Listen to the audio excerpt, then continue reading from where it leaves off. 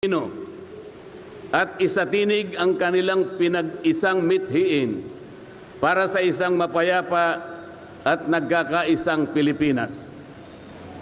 Kaugnay nito, binanggit din po ang ating kagustuhan na ipaalam sa mga opisyales ng ating pamahalaan ang ninanais at pinapangarap na maayos at epektibong paglilingkod at paglutas sa lumalalang kahirapan na pinalubha pa ng katiwalian at korupsyon, kalamidad, kriminalidad, bangayang pampolitika at iba pa.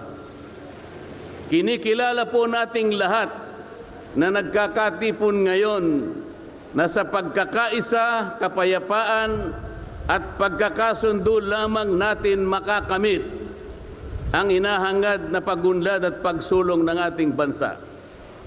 Sa bahagi po naman ng kapatid na Romel Topacio, tinindigan ang pagtitipong ito ng Iglesia ni Cristo ay konkretong kahayagan ng suporta sa naunang pahayag ng Pangulong Bongbong Marcos na hindi sasang-ayon sa isinusulong na impeachment laban kay Vice President Sara Duterte. Kinatigan din po ng Iglesia ni Cristo ang posisyon ng Pangulo na ang impeachment ay hindi makapagdudulot ng kabutihan sa buhay ng kahit isang Pilipino. Hindi lamang ito pag-aksaya sa oras ng pamahalaan, kundi makakahadlang din sa pagre-resolba sa marami at pangunahing problema ng bansa. Mataas na presyo ng bilihin, mababang kalidad ng edukasyon, infrastruktura, serbisyong pangmedikal, kriminalidad, seguridad at iba pa. Higit sa lahat, ang pagsusulong ng impeachment ay mauuwi lamang sa pagtatalo-talo at papagkakampi-kampi, hindi lamang ng mga mamamayan, kundi pati na rin ng mga opisyalis ng gobyerno.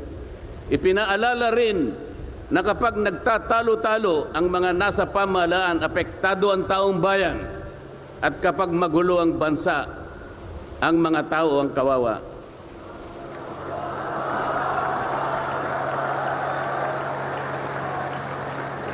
Lagyan po natin ng konteksto ang dalawang pagpapahayag na nauna upang lalong mabigyan ng diin ang kahalagahan ng pagkakaisa, pagkakasundo at kapayapaan sa ikalulutas ng panganib na dulot ng kahirapan dahil sa lumulubhang katiwalian, korupsyon, kalamidad at lalo lamang napabibigat ang buhay at pamumuhay ng ating mamamayan. Sa isang ulat balita ng periodikong Philippine Star, 4 na araw nang nakararaan ay ganito ang sinasabi. Based on a recent SWS survey, an estimated 17.4 million Filipino families considered themselves poor in the last quarter of 2024. This number represents 63% of the surveyed respondents, the highest self-rated poverty in 21 years. Across the country, Mindanao had the highest self-rated poverty at 76%, followed by Visayas at 74% and Luzon at 55%.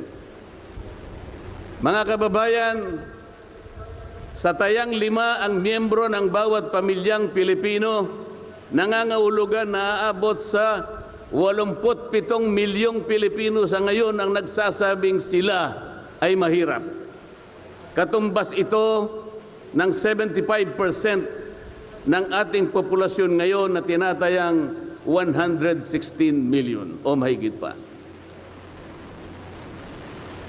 Gusto ko pong banggitin sa inyo at kailangan malaman ninyo na sa taong ito ang ating national budget ay nagkakahalaga ng 6.3 trillion pesos. Ito po ang ating national spending. Ang ibig sabihin, ito pong halagang ito ang gagamitin dapat ng pamahalaan upang tugunin ang lahat ng pangangailangan, pangkabuhayan, panglipunan, pangkalusugan, pangedukasyon, pangseguridad, lahat ng kakailanganin alang-alang sa kapakanan ng bawat isang Pilipino. 6.3 trillion pesos. Ngunit, ang tinatayang magiging income lang ng ating bansa ay kulang pa sa 5 trilyong piso. Ang ibig pong sabihin, meron tayong deficit. Meron tayong kakulangan na 1.5 trillion pesos. Ito po ang ating ipangungutang sa taong ito. 1.5 trillion pesos. Ibig sabihin po, bawat araw tayo'y gagasta ng 17.6 billion pesos. Yun po yung ating gasta. Araw-araw. Ngunit ang ating kinikita ng bansa ay 13.4 billion pesos lamang.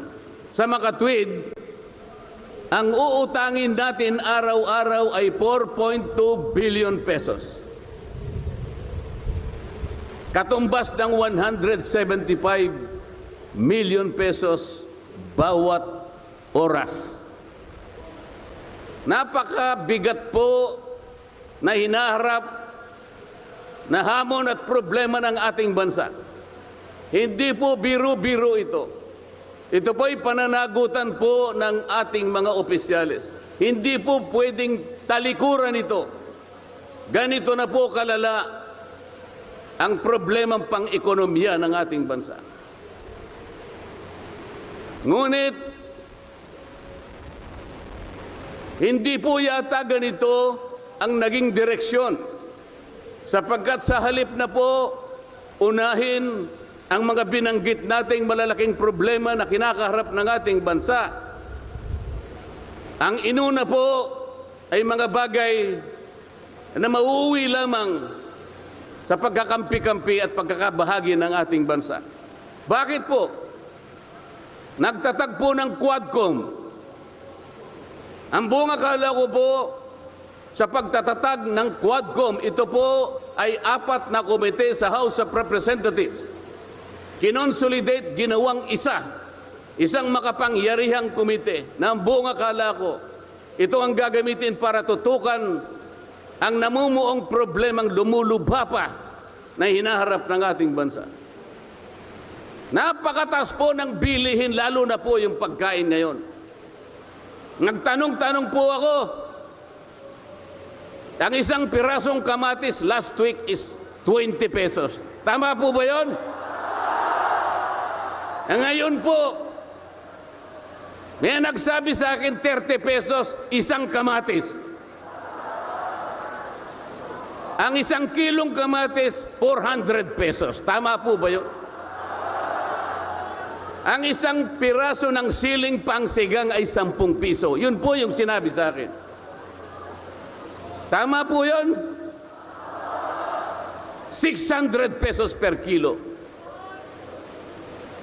Yun pong bell pepper. 2 kulay po yata yung bell pepper. Isang berde, isang pula. 45 pesos ang isang piraso. 1,000 pesos ang isang kilo. Bakit hindi po ito yung unang harapin natin? Napakalala po ng presyo ng kuryente sa ating bansa.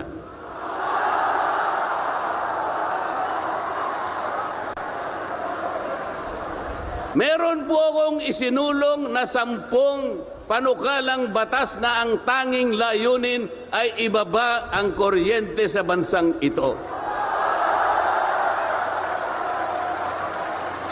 Ikinalulungkot ko pong ibahagi sa inyo na kahit isa'y wala man lamang pong nadinig.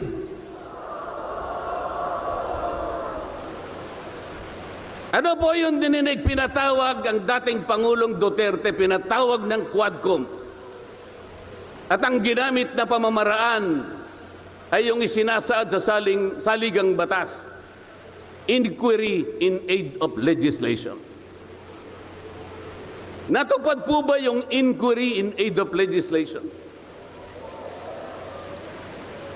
Paano po in aid of legislation kung ang tatawagan nilang resource persons para humarap sa paglilitis na yon ay puro kalaban ng dating Pangulo. Alam po ninyo lahat yon. Pinagtatanong nila yung Pangulo base doon sa mga sinumpaang salaysay at affidavit nung kanyang mga inusig nung kanyang panahon sa war on drugs. Hindi naman ipinatawag ang mga taong maaring makapagbigay sa kanya ng tulong upang ipaliwanag ang war on drugs. Hindi ipinatawag ang mga Solicitor General sa kanyang panahon. Hindi ipinatawag ang mga Chief PNP upang magpaliwanag kung ano ang war on drugs. Puro kalaban ng dating Pangulo. Yung mga abogadong kasama niya para magtanggol sa kanya, hindi pwedeng magsalita. Sapagkat ang tuntunin sa mga komite, ikaw ay papayagan lamang para payuhan mo ang kliyente mo sa kanyang karapatan.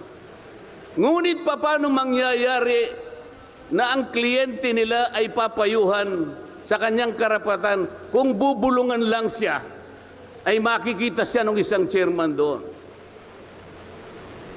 Attorney, huwag mong bubulungan yan. Iko-contempt kita.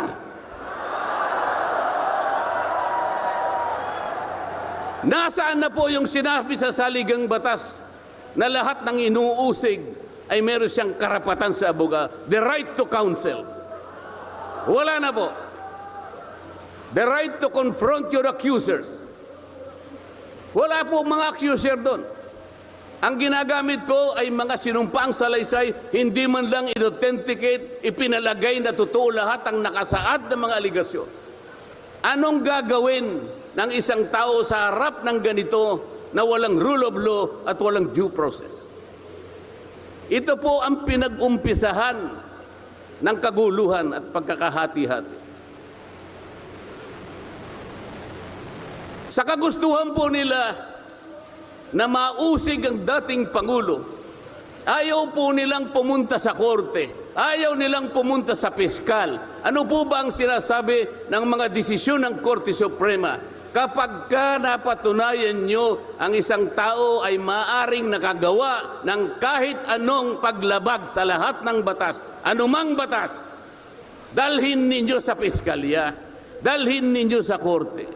Yun ang tamang paraan. That is the rule of law. Ngunit bakit kayong Quadcom ang gumagawa nito? Ang Quadcom ay hindi piskal. Ang Quadcom ay hindi korte. Nagkukunwa lang na korte. Yung mga chairman ng 4 na komite doon, wala ni isang abogado. Pero naalala ko yung isa doon, kamukha ni Attorney Agaton.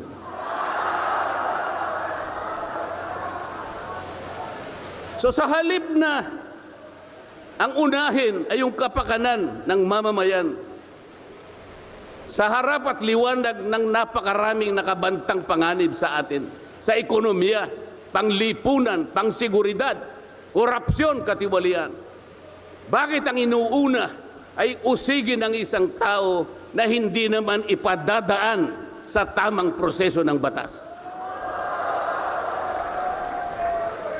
Pangalawa, tinawag po nila ang pangalawang Pangulo sa 2 pagkakataon. Una po, nung magpipresent siya ng budget. Ang pinipresent po niyang budget ay budget for 2025. Akalain po ninyo ang gusto nilang tanungin ay yung pagkakagasta ng kanyang budget noong 2022 and 2023. Saan ka naman nakakita ng ganong klaseng direksyon? 2025 ang dapat pag-usapan, ang kanilang pilit na itinatanong ay paggamit o paggasta niya noong 2022 at 2023. Ang sabi po ng Vice President, siguro nainis na rin, I forgo my opportunity to defend this 2025 budget and I leave it to the discretion of the House of Representatives as presented. Ayaw pa nilang tanggapin. Nang ibig sabihin, ayaw ko nang idepensa sa inyo. Bahala na kayo. Kung anong gusto nyong ibigay sa akin, bahala na kayo. Ano pong ginawa nila? Hindi. Kinakailangang masagutin mo lahat ito. Walang exempted dito. Kahit anong ngayon siya, kailangan namin tama po yung lahat po ng paggasta ng pera ng bayan ay kailangan pong suriin. Totoo po yun. Ngunit meron pong pagkakataon at panahon sa paggawa nito. Hindi po sa panahon ng pipresenta ng budget. So ang ginawa po nila, tinawag uli ang pangalawang Pangulo sa isang pagdinig sa isang komite na kung tawagin ay Committee on Good Government. Alam po ninyo yung pagsisimula nila para magkaroon ng katwiran na masabi na ang Vice President. Kinasangkapan nila yung isa sa amin, isang representative sa Maynila, tumindig at nag-privilege speech. Yung subject matter po ng kanyang privilege speech ay kaugnay po ng budget na pinagtatalunan na po sa plenaryo at sa committee. Sa tuntunin po ng House of Representatives, no one should avail of the privilege hour if the subject matter is related to a pending bill. Nandun na po yung bill sa baba. Pinagsalita pa po yung isa. Nung banggitin ko po ito, nire-raise ko po, sabi ko, wala pong katwiran ito. Kailangan po tindigan ninyo, sundin ninyo ang ating tuntunin. Kapag hindi tayo sumunod sa ating tuntunin, sinong maniniwala sa atin na tayo'y may karapatang gumawa ng batas para sa ikabubuti ng ating bansa?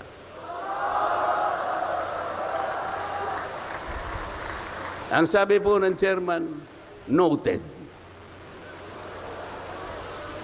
Saan ka naman nakakita ng ganun? Ang House of Representatives ay lugar ng pagdidebate. Doon masusuri kung sino ang may katwiran. Kung hindi magsasalita ang chairman. At pagkatapos po, sinabi ko pa, bakit baka ako, dahil lamang sa isang manifestation ng isa sa amin, ginawa na naman ninyong isang motu proprio action. Yung motu proprio po ay, ibig sabihin, ang komite sa kanyang sarili ay pwedeng mag-imbestiga sa sarili niya. Pero ginamit nila yung manifestation ng isa sa amin. Mali na naman po yun. Hindi po dapat ganun.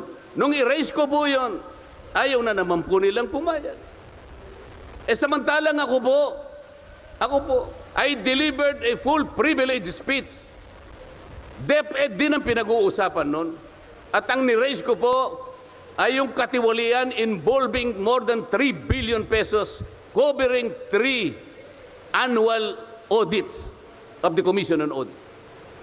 Kahit na full privilege speech, hindi man lang po ni-repair sa committee. Samantalang yung illegal po na privilege speech, dali-daling ibinigay kagad sa Committee on Good Government. Kahit na illegal, kahit alam nilang mali. Ito po yung problema. So sabi ko, Mr. Chair, bakit tayo po ang sumusuri? Bakit tayo po ang nag-audit ng confidential funds ng Vice President? Bakit tayo po? Hindi po ba ang minanduhan ng ating saligang batas na tanging may otoridad at kapangyarihang mag-audit at mag-examine ng lahat ng report at papeles ng pagkakagasta ng ating bansa ay ang Commission on Audit? Ni-raise ko na naman po yun. Ayaw pong sumagot ng chairman. Ang pinasasagot po sa akin ay yung hindi abogado. Sabi ko, Mr. Chair, nilapitan ko po sila. Mr. Chair, huwag naman pong ganito. Ilagay naman po natin sa konteksto at sa regulasyon ng ating ginagawa. Tinatanong ko po ay isang constitutional issue. Bakit ang pasasagutin mo sa akin ay hindi man lang abogado? Huwag mo naman akong insultuhin.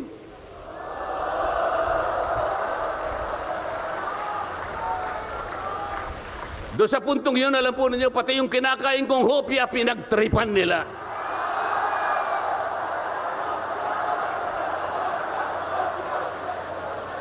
Ang Iglesia ni Cristo ay hindi po laban sa impeachment, sapagkat ang impeachment ay itinatadhana sa saligang batas. Ngunit, kung ang paraan ng pagsasagawa nito ay wala sa batas at wala sa tuntunin, ito na naman ay pagmumulan ng kaguluhan, pagmumulan na naman ng pagkakabahabahagi ng ating bansa. Ito po ang gusto nating iwasan. Ito po ang gusto nating iwasan. Iniimbestiga nila po yung confidential funds. Ang tanong ko po, Mr. Chairman, mahigit pong 400 opisina at ahensya ng ating pamahalaan ang tumatanggap ng confidential funds. At sila din ay natatawagan ng pansin ng Commission on Audit. Bakit naman isang opisina lang ang pinipilit niyong usisain? Hindi ba masyadong halata namang pamumuliti yan? Ito po yung gusto nating liwanagin. Hindi po tayo laban sa pag-iimbestiga ng katiwalian. Ilagay po natin sa ayos. Sana man lang kumuha sila ng ilang pang mga bahagi ng opisina na kagaya din ng paggagamit ng confidential funds, sapagkat ang layunin po raw ay makagawa ng batas. Kung talagang gusto ninyong gumawa ng batas, kasi po in aid of legislation, palagi po ito ang nagagamit, inquiry in aid of legislation.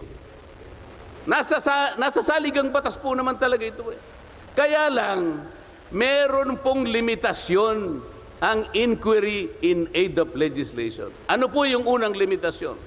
Kailangan po meron ka ng nakabalangkas na batas, panukala. Hindi mo lang makumple-kumpleto sapagkat nag-aatubili ka, baka merong impact ito sa ibang sektor. Kaya tatawag ka ng mga tao na makatutulong sa'yo para sa ganun makumpleto mo ang iniisip mong panukalang batas. Pagka ganun, alam niya kung sinong tatawagin niya. At alam niya rin kung anong itatanong niya. Hindi po ganun ang nangyayari ngayon eh. Dahil nga wala na pong rule of law, basta na lang sila tatawag ng kahit sino sapagkat hindi naman po talaga ang layunin ay gumawa ng batas kung hindi usigin ang taong gusto nilang usigin.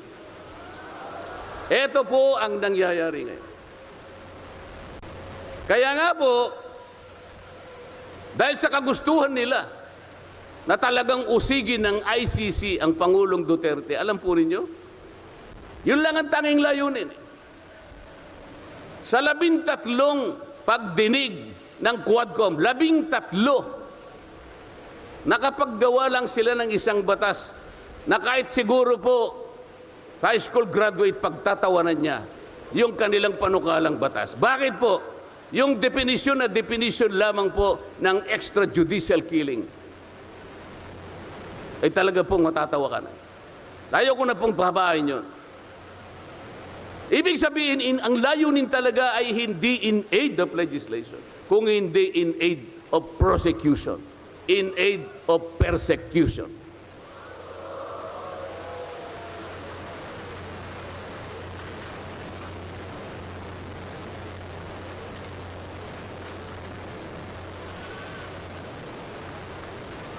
Kanina po, mga kababayan, napanood po ninyo ang video na kung saan ay nagpahayag ng di pagsang-ayon si Pangulong Marcos sa namumuong impeachment laban sa pangalawang Pangulo. Ulitin ko lamang po yun. Sabi niya, tumutukoy po dun sa pagsasagawa ng impeachment.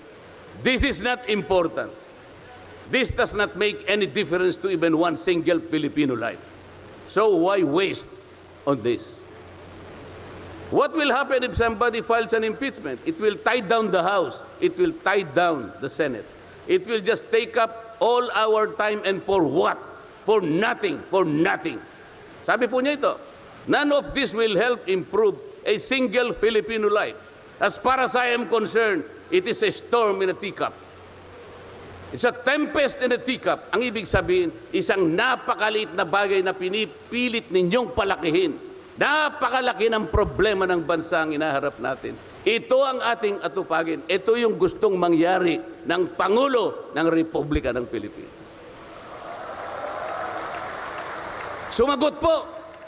Sumagot po ang liderato ng House of Representatives. At sa isang bahagi, ang sabi po niya, ito po, kinuha ko lang yung isang bahagi sa isang mahabang manifestong ginawa nila. Sabi po ng House of Representatives, bilang tugon doon sa sinabi ng ating Pangulo.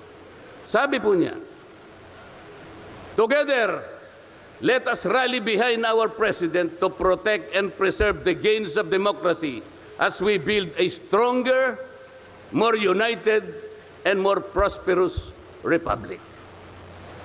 Pero nasaan po kaya? Nandito po kaya lahat